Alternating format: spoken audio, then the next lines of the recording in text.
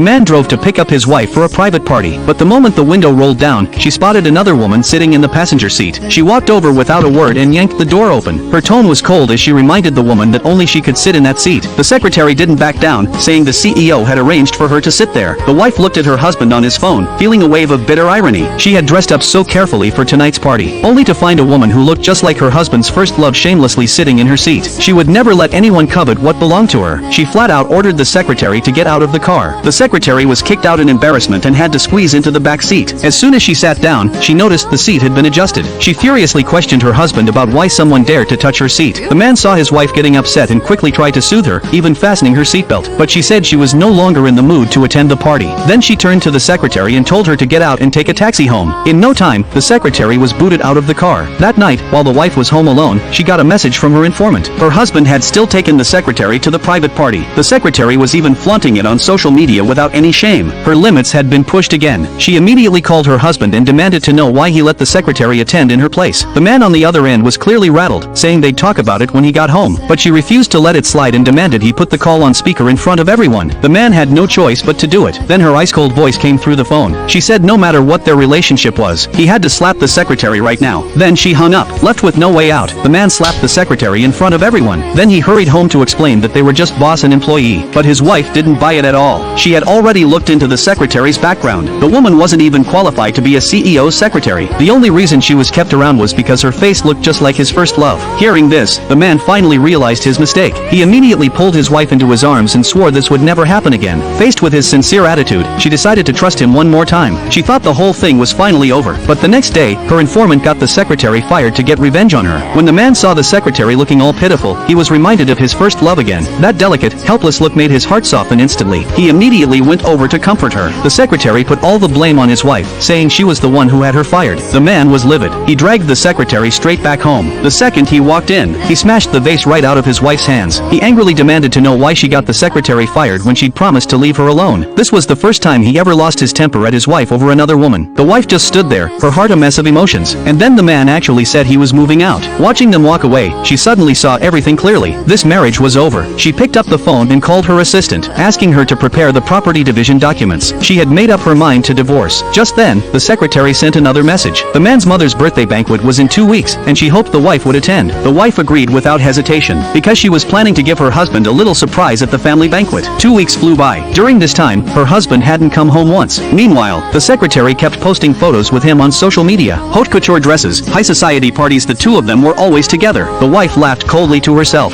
Since he wasn't going to keep this marriage respectable, she wouldn't bother ending it gracefully either. On the day of the birthday